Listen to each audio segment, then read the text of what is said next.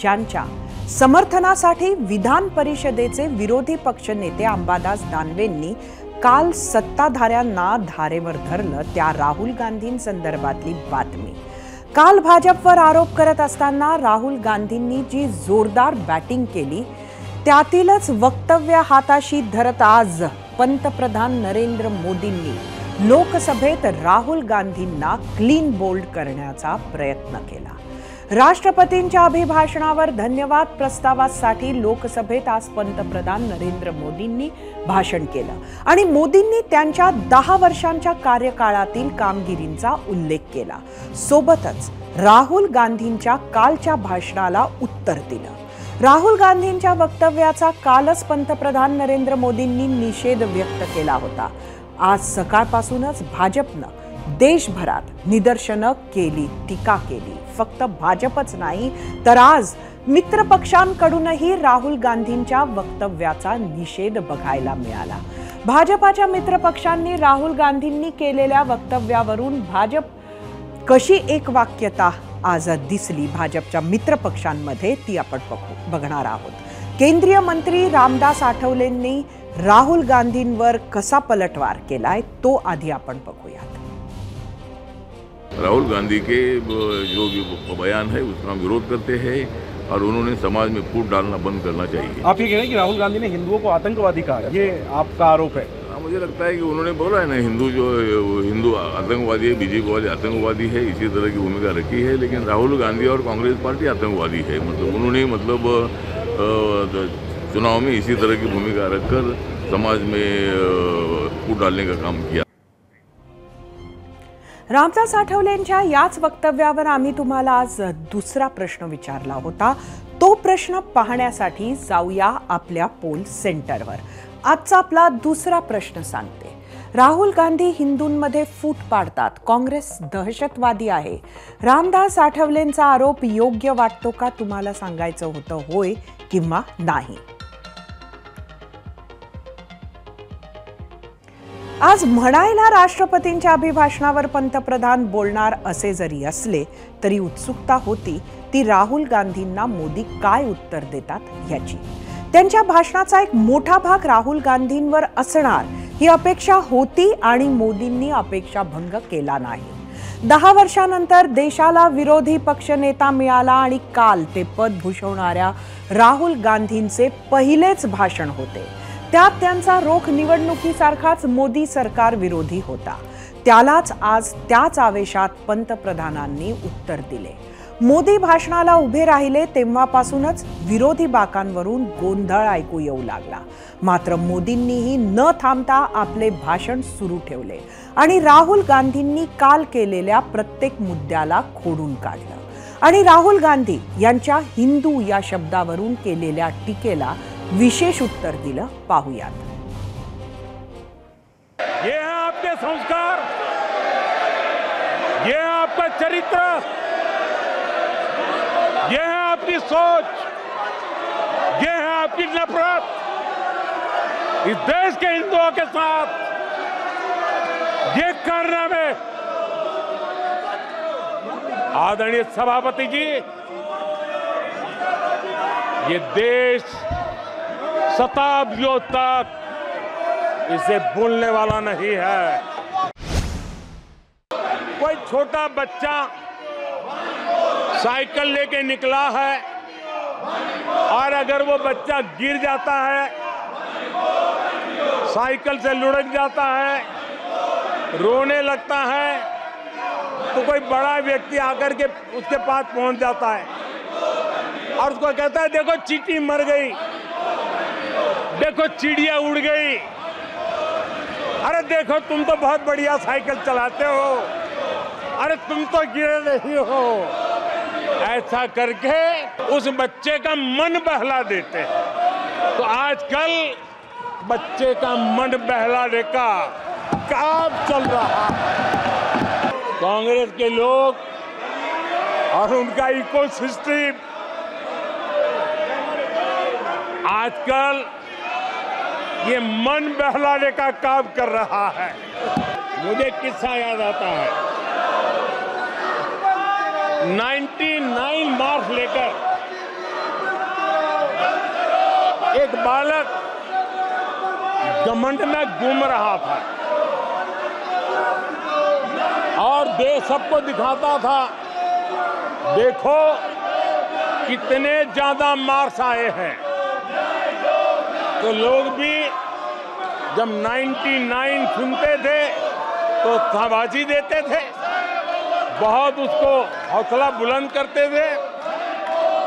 तो फिर उनके टीचर आए कि भैया किस बात की मिठाई बांट रहे हो, ये 100 में से 99 नहीं लाया, ये तो 543 में से लाया है।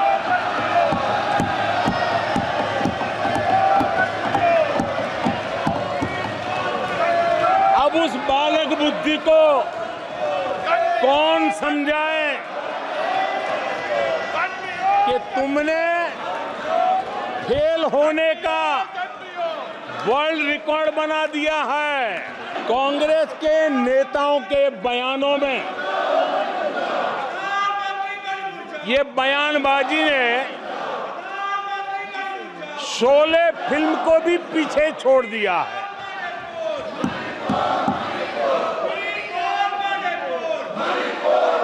आप सबको शोले फिल्म की वो मौसी जी याद होगी। तीसरी बार तो हारे हैं, पर मौसी ये बात तो सही है, तीसरी बार ही तो हारे हैं, पर मौसी मोरल विक्ट्री तो है ना। 13 राज्यों में 0 सीटें आई हैं। अरे मौसी, 13 राज्यों में 0 सीटें आई हैं, पर हीरो तो है ना। अरे पार्टी की लुटिया तो दुबई है। अरे मौसी, पार्टी अभी भी सांसें तो ले रही है। कल यहाँ बालक बुद्धि का विलाप चल रहा था, मुझे मारा गया, मुझे इसने मारा, मुझे उसने मारा, मुझे यहाँ मारा, मुझे वहां मारा, ये चल रहा था। सिंपैथी हासिल करने के लिए ये नया ड्रामा चलाया गया है। देश ये सच्चाई जानते हैं कि ये हजारों करोड़ रुपए उसकी हेराफेरी के मामले में जमानत पर बाहर है। ये ओबीसी वर्ग के लोगों को चोर बताने के मामले में सजा पा चुके हैं। इन पर महान स्वातंत्र सेनानी वीर सावरकर जैसे महान व्यक्तित्व का अपमान करने का मुकदमा है। बालक बुद्धि में ना बोलने का ठिकाना होता है और न ही बालक बुद्धि में व्यवहार का कोई ठिकाना होता है। और जब ये बालक बुद्धि पूरी तरह सवार हो जाती है तो सदन में भी किसी के गले पड़ जाते हैं। ये बालक बुद्धि अपनी सीमाएं खो देती है तो सदन के अंदर बैठ करके आंखें मारते हैं, आंखें मारते हैं। आज देश इनसे कह रहा है तुमसे नहीं हो पाएगा।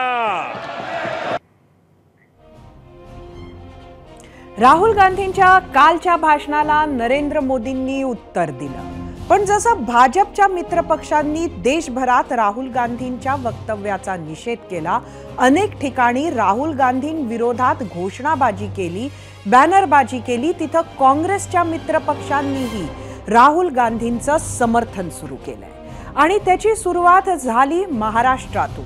उद्धव ठाकरेंनी राहुल गांधींच्या वक्तव्याचा विपर्यास केल्याचं वक्तव्य केलं, तर राहुल गांधींनी भाजपच्या नकली हिंदुत्वाचा मुखवटा उतरवल्याची टीका संजय राऊतांनी केली. पाहूया. काल राहुल गांधींचं भाषण हे देशाला दिशादर्शक आणि मार्गदर्शक होतं. राहुल गांधी यांनी भारतीय जनता पक्षाच्या नकली हिंदुत्वाचा मुखवटा काल उतरवला. राहुल गांधींनी काल नरेंद्र मोदी आणि अमित शहा यांच्या तोंडावर सांगितलं की हिंदुत्वाचा ठेका तुम्ही घेतलेला नाही. मोदी 9 मंत्री, 1 गृहमंत्री आणि 1 अकेला सब पर भारी म्हणजे नरेंद्र मोदी, या सगळ्यांना काल राहुल गांधी भारी पडले. पण राहुल गांधींनी काल त्यांना गुडघ्यावर आणलं संसदेमध्ये आणि त्यांना ओम बिर्लांकडे संरक्षण मागावं लागलं. हे चित्र काल देशाने पाहिलं. मजबूत विरोधी पक्ष आणि प्रामाणिक विरोधी पक्ष नेता काय असतो हे काल देशाला पहिल्या दिवशी दिसलं. काल राहुलजींनी सांगितलं की भाजप म्हणजे हिंदुत्व नाही. हे माझंही ठाम मत आहे. मी मागे सांगितले की मी भाजपला सोडले, हिंदुत्व सोडलं नाही. हिंदुत्व सोडणं कदापि शक्य नाही. एक तर राहुलजींनी हिंदुत्वाचा अपमान केला नाही, भाजप म्हणजे हिंदुत्व नाही हे त्यांनी ठासून सांगितलं.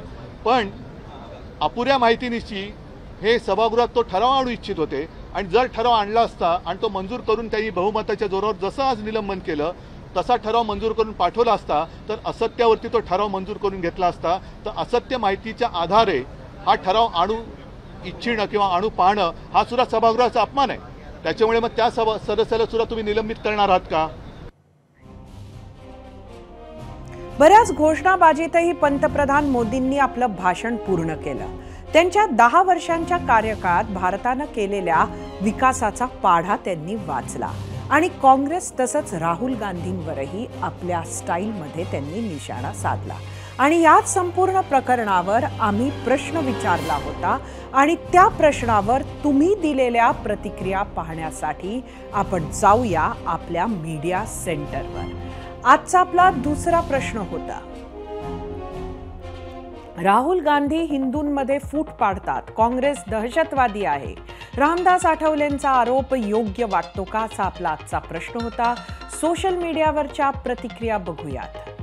पहिली प्रतिक्रिया एक्स वरून मिलिंद पाटेकर. राहुल गांधींच्या भाषणाची अर्धवट क्लिप भाजपच्या काही नेत्यांनी व्हायरल केली. राहुल गांधी हिंदू विरोधी आहे असं भासवण्याचा प्रयत्न केला जातोय. यूट्यूबवरून सीताराम बागुल. आठवले यांनी पहिल्यांदा जनतेतून निवडून यायला हवे आहे, मगच टीका टिप्पणी करावी. यूट्यूबवरून रामदास मुटकुळे. काँग्रेस पक्षाने जे कामं केली आहेत ते कोणताही पक्ष करू शकणार नाही. फेसबुकवरून रत्नरक्षित सोनोने. आपला आवाका किती, आपण बोलतो किती. फेसबुकवरून हेमंत पाटील. आठवलेंचं वक्तव्य 100% योग्य आहे. फेसबुकवरून बबन तापकीर. रामदास आठवले म्हणजे ज्याची खावी भाकरी त्याची करतो चाकरी. इंस्टाग्रामवरून विजय पाटील. एकदम बरोबर आहे.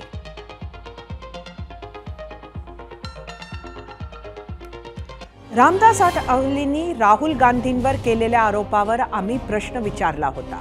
त्या प्रश्नावर महाराष्ट्रानं दिलेला कौल पाहण्यासाठी जाऊया आपल्या पोल सेंटरवर. जे उशिरा आले त्यांच्यासाठी आजचा प्रश्न परत एकदा.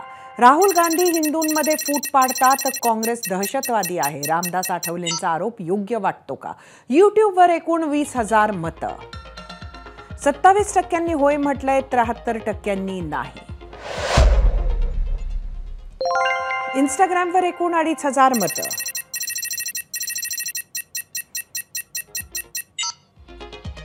चौपन्न 54% होय म्हटलंय, 46% नाही. फेसबुकवर एकूण 2,000 मतं.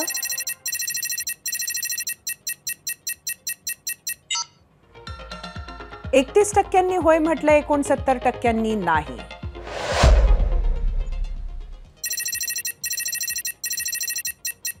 बघूया एक्सचा कौल. 34% होय म्हटलंय, 66% नाही.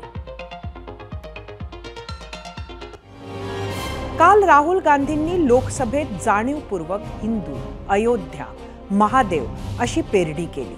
भाजप म्हणजे हिंदू समाज नाही, भाजपचं हिंदुत्व खरं हिंदुत्व नाही असं ते सांगत होते.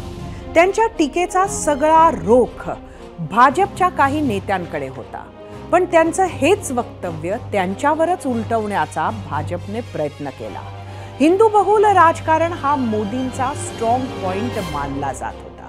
2014 आणि 2019 लोकसभा निवडणुकीत मुस्लिम मतांचं विभाजन झालं. त्याचा थेट फायदा भाजपला झाला. मुस्लिम मतांशिवाय आपण निवडून येऊ शकतो हा मोदी आणि भाजपचा विश्वास दुणावला. हिंदू मतांचं कन्सॉलिडेशन आणि मुस्लिम मतांचं विभाजन भाजपला लाभदायक ठरलं. या लोकसभेला चित्र बदललं. काँग्रेसनं पुढाकार घेतला आणि सगळे भाजप विरोधक एकत्र आले. त्यांच्या इंडिया आघाडीमुळे मतांचं विभाजन टळलं. हिंदूऐवजी मतदान करताना जातीला महत्त्व आलं. त्यात मुस्लिम समाजानं सुद्धा स्ट्रॅटेजिक मतदान केलं. त्यांनी तुकड्या तुकड्यात मतदान करण्याऐवजी भाजपला हरवू शकेल अशा एका उमेदवाराकडे मतं वळवली. त्याचा थेट फायदा इंडिया आघाडीला झाला, तर भाजपला मोठा फटका बसला. ही सगळी पार्श्वभूमी राहुल गांधींनी कालच्या भाषणात वापरलेल्या हिंदू शब्दामागे होती. 90च्या दशकात सुद्धा हिंदू विरुद्ध मुस्लिम असं राजकारण सुरू असताना उत्तर प्रदेश, बिहार, महाराष्ट्रात जातीजातीत विभागणी झाली होती. तोच प्रकार काही प्रमाणात आत्ता होताना दिसत आहे आणि त्यामुळेच राहुल गांधी हिंदू समाजाला तोडायचं काम करतायत असा आरोप रामदास आठवले यांनी केला आहे. आता कुठे 18व्या लोकसभेची सुरुवात झाली आहे.